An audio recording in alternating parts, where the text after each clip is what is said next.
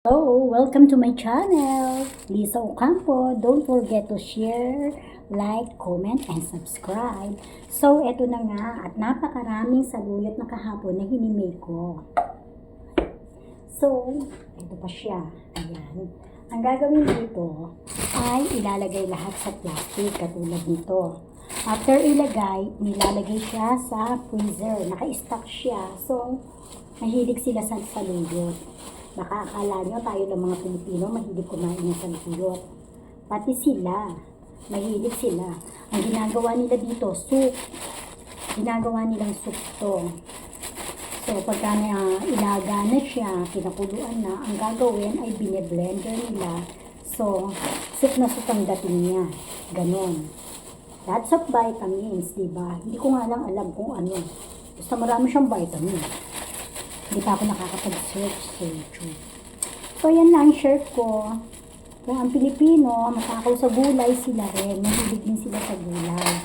Tulad nito, yan, yung mga saluyot. Ginagawa nilang soup to. Sa atin, ang gagawin, maglalaga lang ng munggo, sasahog sa munggo, o kahit na anong gulay, pwede siyang pagsahugan. Dito, soup ang tawag nila. So, ayan na nga. Ilagay-lagay sa plastic at napakarami nito. Diyos ko, kung alam nyo lang, ilang oras akong naggawa. Ilang oras ko itong himay-himay. Para lang siya maging ganito. Ngayon, kakaunti pa yata. Dagang ko pa siya. At kasi baka dumami naman ng plastic. Yung masakit. So, tama na yan. Hindi ko rin kasi alam. Hindi ko naman kasi gawain ito. Yung nagtatrabaho dito, si Inang ay wala. So, si Inday yung gagawa ngayon. So, yan. Ilagay siya. Ayan. Balik ng plastic. Ang gaganda ng dahon. Ang lalaki. Kita. So, salamat. Huwag mo akong kakalimutan i-subscribe. At syempre, pati po ang aking Facebook. One Jolly. May TikTok din ako. So, subscribe na lang kayo. I-follow nyo ako sa aking Facebook at dito sa aking YouTube. Subscribe nyo lang ako.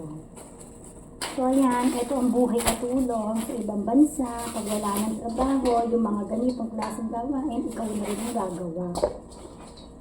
Kailangan masipag ka mag-discarte ka. Para naman yung mamo matuwa sa'yo. Diba?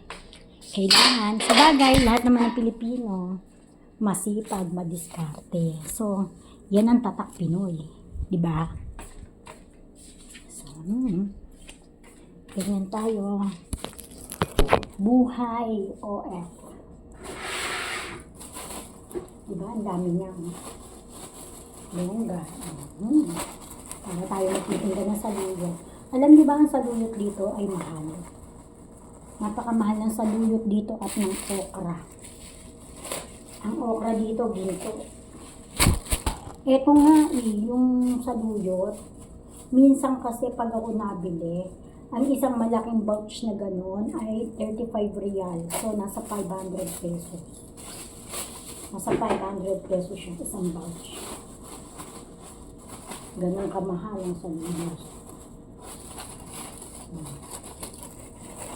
So, nakagawa ako ng 7 packs.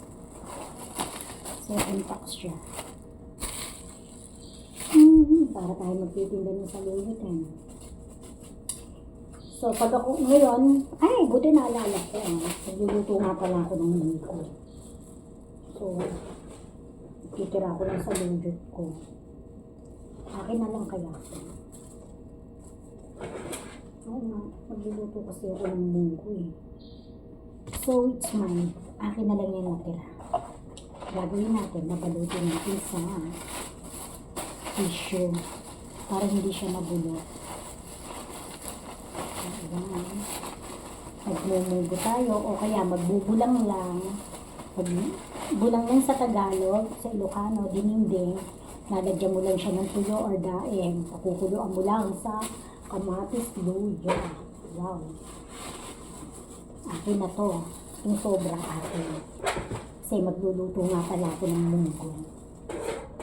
Sasawag ko siya sa munggo. So, thank you for watching. Salamat.